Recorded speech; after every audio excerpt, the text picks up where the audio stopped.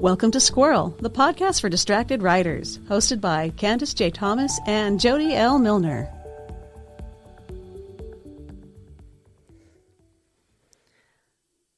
Hello, welcome to Squirrel. I am Candace. And I'm Jody. All right, today, episode 21. We are talking about winter and snow and all the cool things that happen. So welcome to our winter season. We've got holidays coming up. We've got like all the I don't know where. It's a winter wonderland. Yeah, where we live, we have all the seasons and it's all snowy. And I love the lights, all of the Christmas lights and the different decorations around. It's just, there's a wonderful little atmosphere that is around when it snows. I know, it's so beautiful, except for when you have to go out in it. Right? Ding. That is exactly what I will observe it from the window. Thank you very much. That's exactly what we're going to talk about, honestly. So as we start our snow season, it just made me think of about the different changes in our atmosphere. So there's this like transcendent quality to winter that really makes, I don't know, that's just magic. It just, particularly when it snows, there are certain things that, people, when you don't live around snow, people don't know. Did you know that, I know you probably know this, but it's one of my favorite things when it is kind of snowy outside and it's midnight, it's not dark. It's light outside. And what? That's crazy. But snow is a really good reflector. Yeah, it doesn't get dark when it snows at night. That's so cool. That's one of my favorites. I love to stay up and just watch that.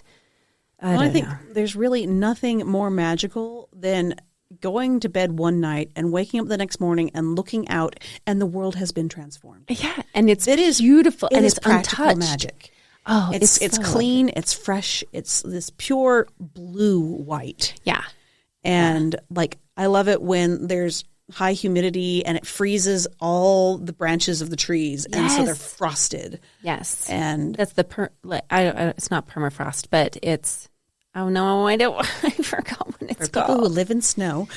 I forgot what it's called. I'll have to put that in my blog. I mean, there's Jack Frost, and there's just normal frost. There's a frost that comes with the inversion when the air is really, really nasty and has a ton of particulates in it, and then it hits freezing. That is called diamond dust. There you go. So yeah, and dirt dust. Well, but diamond dust is where it crystallizes. You see the little particles, and it's like glitter. And the air glitter, yeah. Mm-hmm, the air glitter. That's the diamond dust. And what it is air pollution that's frozen. That may be here. When I was in Yellowstone and I saw it, it was amazing. So where there was like no pollution there. Well, and what's so magical, I think, about the whole thing is that it's beautiful and it's kind of breathtaking. And it's so freaking dangerous. Yes, it is. I know, it looks so gentle, right? It drives me crazy just how deceptive it is, and how heavy it is. Yeah, and we live around snow and a lake, like mountains. We live around mountains and a lake, so we have a high. We get lake effect snow, which is heavier. It's like, and we live in a higher altitude, so we tend to have lots of it. And it's really... There's a reason that says we have the greatest snow on Earth. Yeah, it's... So there. It really... yeah. I think we should dive into our book discussion and our literary portion of this. Okay. So one of the things that fascinated me, I don't remember how old I was. I want to say I was like 14, maybe 14, when it was required reading to read Ice Station Zebra. And does anyone even know what this book is? It doesn't matter. It's about this person traveling alone in the Arctic to a station in the middle of the Arctic. And there was such description in this book that it frightened me. I know that the author, I believe it's Alistair MacLean. Thank you, Jody, for finding that for me. Did a lot of research in this. When you have to have a specific protection when you're in the Arctic. You when you're walking toward when you get this snow blast, and you know what the snow blast, it's just it hurts and it's miserable, and it will freeze all of everything on your face, and it will remove your skin. Yeah, there was I just remember this shield of ice that had frozen on this guy's suit as he was traveling, here and there, and on his boots, and oh my gosh, it was frightening to me. Well, and like if it gets cold enough, if you smile and bare your teeth, it will crack your teeth. That's there are several these documentary series that take place in the coldest places on Earth, and they are fascinating. But I think some of these winter stories, like I grew up with Lion, Witch, and the Wardrobe. Yes. And they used the winter as showing how powerful the White Witch was. And her whole power was locking up this land in snow. It was always winter and never Christmas. Yes. Yeah. The saddest of winter. But if they you're going to used go, it really well. If you're going to experience winter, you might as well have Christmas, right? Well, yeah, it's the darkest part of the year. Brits, that's sad. So funny. Like they used winter as almost like another character, which I think is really effective, where the setting has such a purpose in it. Dan Brown used an Arctic setting for one of his, I want to say it was Fortress something. He has a whole bunch of books that have the exact same plot, and this was one of them. It's one of his techno thrillers. Mm-hmm. And so one of them was using this Arctic cold landscape as one of the plot points because the cold was preserving some biological thing. And I'm probably getting this completely wrong. It's been ages since I read it. But they were using this cold, snowy atmosphere as a part of the story, and they were using it really well. Yeah, one of the things that also scared me, we're talking about scary stuff when it's snowing. There was a book called Alive, I want to say. That it's a biographical account of the Argentinian. Oh, yeah. Yeah, that is in Chile where the airplane crashed and then they had to eat each other. Yeah. That was the terrifying thing that I remember when I was, and I still love winter. I don't know why. But you have to, because of I'm trying to remember, they were stuck. They couldn't. Their plane crashed. They didn't know which country was closer. Yeah, they were in the middle of the Andes. Yeah, they were in the Andes, and they couldn't cross this way or couldn't cross that way, and people just. And the Andes is really big. Like and people they don't just understand froze just to how death, big and then that they is. didn't have any food, and so there you go. You just start. You use what's around you. Oh yeah, I want to say, I'm not remembering, but so in Game of Thrones they have the White Walkers. Yes, and they're from the north. Yeah, and there's a land of permasnow. Yeah, that's right. It's beyond the big wall, and that's why they have all these watcher stations, because they have these almost zombie-esque creatures that live in this snow land that are really dangerous and unpredictable and kind of freaky because they do things that are like. They're wizards. It's like they have their own Necronomicon kind of thing. Yes, they bring things to life. Cool. It's creepy, but it's cool. It was really cool. I really liked the writing there. I thought that was really awesome. I just like the idea. So, and I'm trying to think. So there's other movies that kind of stuck with me, like Star Trek VI. Do you remember that one? It's the one with Iman, and I was like so in love with Iman because she was just so beautiful. I couldn't get over that there was a person that was like that in real life. Yeah, that's what I remember is the winter or Hoth. I was completely... Star Wars has done it. Yeah. Star Trek has done it. Doctor Who does a Christmas special every single year that has something weird going on with the snow. And I did like not to go into the plot of Frozen, but I saw it in 3D. And it was amazing, honestly, to be in this winter world with all of these strings of glistening snow around you. It was so pretty. It was so pretty. So pretty. I think we fangirled over snow, snow literature. Yeah. If we're going to write snow in stories, I think there's some things that we really need to consider. And now, a word from our sponsor. Fantasy readers, are you looking for your next favorite series? Check out Jodi L. Milner's Shadow Barrier Trilogy, a coming-of-age epic saga filled with drama, danger, and daring.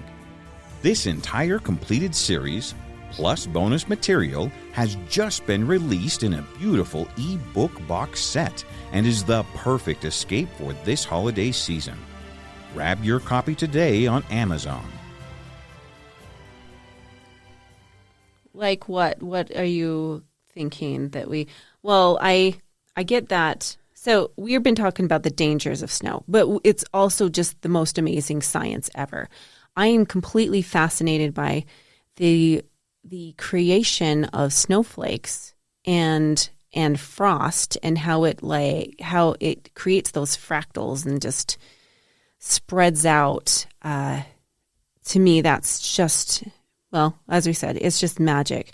But there's such danger with it. So do you know the difference between 20, so we're talking about Fahrenheit here, right? 20 degrees and minus 20 degrees. Does it seem like it's like really cold?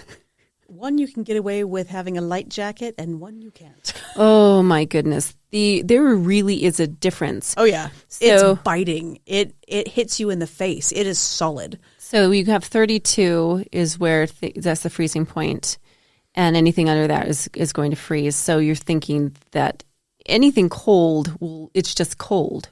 But when you get into the negatives, it's not just cold. It's bitter. It bites you. It hurts snaps. to breathe. Yeah. It freezes the nose hairs. It hurts your fingers. It burns off your toes. It's dangerous. I mean, there's a reason why they show Arctic explorers wearing what they're wearing. Years of trial and error, and a lot of error means missing body parts. And so, you want to get it right. Yeah. And so there's a reason they wear the eye protection and these full face masks and multiple layers and anything to keep venting off the humidity, because humidity is the enemy, because it'll freeze against your skin and then your skin will freeze, and frozen skin is frostbite and it dies. There's other perils. Like, as you mentioned, driving. Driving is really hard.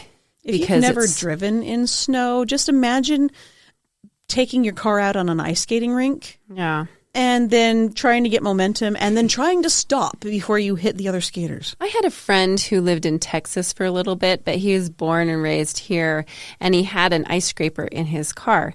And one day they had an ice storm, and he just gets out his ice scraper, not even thinking about it, and starts scraping his windows. And somebody's like, "What is that? I've never seen that before." But the things that we have to live with here, like snow plows, avalanches. I kept chains in the back of my stupid Durango that only had rear-wheel drive, which meant it had no traction at all. I was the one that got stuck in the kid drop-off lane. Oh. In a truck, of all things. And so we had chains because we got stuck a few times. Yeah. The one thing I wanted to bring up, though, when you have these kind of perils, going back to story writing, they are really great catalysts to, change the way that your story is, or that is basically your story. So I put Murder on the Orient Express. So they're all in this train, but then there's an avalanche that happens and it blocks the road. Well, the track. That big. And then they are forced to kind of bid together for that. Or there's lots of sweet romances that happen. Stuck in a cabin? Ooh, what could happen? Right? Oh, we hate each other. Oh, but now we're for stuck long. together. And, oh, this fire is so inviting. Oh, I'm going to write this story. It's going to be good. Yeah, you and every other Hallmark author. Kid you not. Please throw in a lawyer in flannel and you'll be set. Yeah. Something also to think about is just dressing. Dressing the part. So it's, as you said before, you need to have specific gloves, specific boots. What book did you mention? Bear and the Nightingale. Mm-hmm. Bear and the Nightingale takes place in Wintery in Russia. And they have this fire, this oven, basically, where they sleep on top of the oven because it gets so cold at night. And it makes so much sense. Their houses are cool. Right? And there's pictures. Like Catherine Arden, she put a picture of that on one of her Instagrams, and because when she went to Russia doing some of her research, she saw these oven homes because they couldn't keep warm any other way. Yeah, and the way all the beds are kind of arranged vertically around where this heat is coming out, because the heat would soak into the stones of the fireplace and the chimney. And so they would have these little almost sleeping platforms up around. It's cool. That's so cool. Another really good one is Golden Compass. Oh, yeah. Has excellent, and they talk all about the equipment they needed before Gore-Tex was invented. Like how they survived extreme cold using specific animal skins and furs and the layering. And how, this girl kind of transcends these different time periods where they use different things. And I thought they did a really good job capturing cold survival. Yeah. That's, yeah. I just remember that as we were I'm like, hey. Yeah, no, that's a good one. Some of the phenomena that happens when it gets really cold. Have you ever seen, the rings around the moon? Yeah, it's almost really like a nighttime crystal? rainbow. Yeah. It's really cool. It just rings completely in the whole sky, this big ring of it's when there are crystals in the air in the atmosphere. It'll ring around the moon. It's related to diamond dust, but more atmospheric. Yeah, and diamond dust, please look that up because it's so amazing. I wrote a story that is, I don't remember where I actually put it. It's probably into some fantasy world, but I added that diamond dust in this snowscape because I think it's such a neat thing. Why would you not? And I'm a cloud collector, but in my cloud collector book, it has diamond dust, and I don't know how many points it is, but it's a lot. It's a lot of points. So. Well, and I think in stories like cold and snow affect everything. It affects how you dress. It affects your manner of transportation. It affects your equipment. All of your equipment, what food is available to you at that time of year. Like your car won't start. So many times my car did not like starting when it was cold. So you'd have to get it going and then just leave it for a little bit to warm up. And there's also wind chill. So if you're anywhere that does have cold, you know that the wind makes it feel worse, and that's because it is pulling away that little blanket of heat your body keeps around it. And so wind chill can make any cold colder. So I hate wind. So I hate windy cold. It's just miserable. And it sounds like miserable. It howls around the houses. Yes. And when the snow comes in sideways, we call those blizzards. We do get blizzards. We do. Oh, but now, I mean, we're talking about how miserable it is, but I am just getting so excited. You're going to go break out the cocoa. I'm going to make the snow snowman. I'm going to have the snowball fight and do all the snow angels. For that, I just love snow for that fact. So, and yeah, I don't even know. I like it when I can see the breath. I just wanted to add that. So when when I see movies or whatever and people are talking and you can tell it's cold because you can see their breath, I can tell that it's cold. And that makes me feel cold, but it feels accurate. You know, I like that it's almost immersive, just feeling that when you see something cold, you feel cold as well. Mm. I tend to get chilly watching something.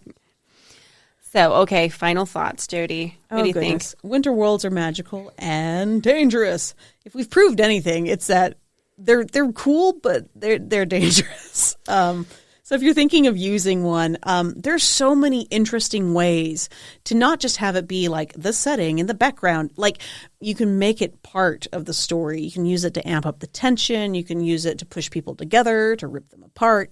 Don't literally rip them apart.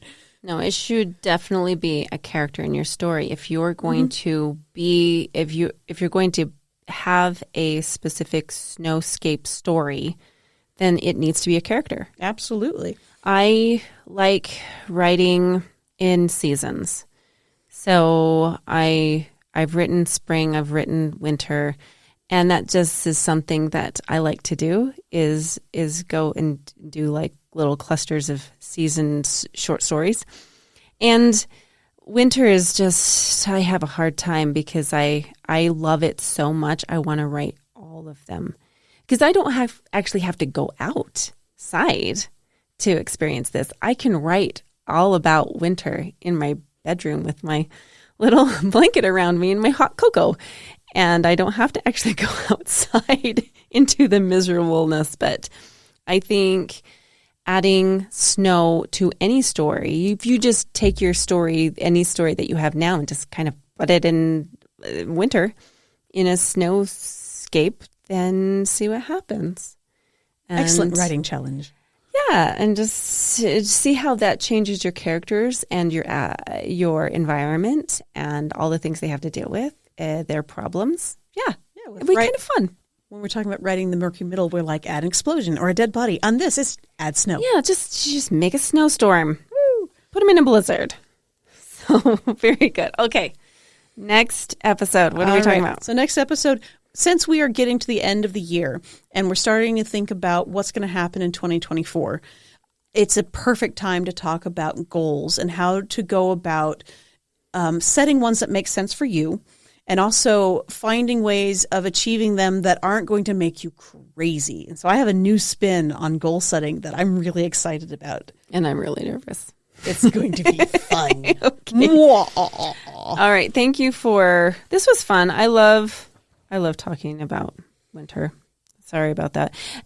If you don't forget to join our Patreon or give us a coffee. I love this, that we get this little tip jar. And you guys have been just amazing so far. So thank you very much. And we'll see you next time. All righty then. Thank you for listening to the Squirrel Podcast for the Distracted Writer with Candace J. Thomas and Jody L. Milner. This episode was recorded at the Farmhouse Recording Studio. Please like and subscribe to our podcast for updates and new episodes, and find more information at our website, squirrelpodcast.com. Stay distracted, everyone.